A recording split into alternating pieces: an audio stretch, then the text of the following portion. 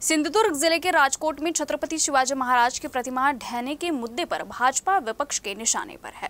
कांग्रेस ने इस पूरे घटनाक्रम को लेकर भाजपा पर जोरदार निशाना साधते हुए इसे महाराष्ट्र और शिव प्रेमियों के लिए अपमानजनक बताया।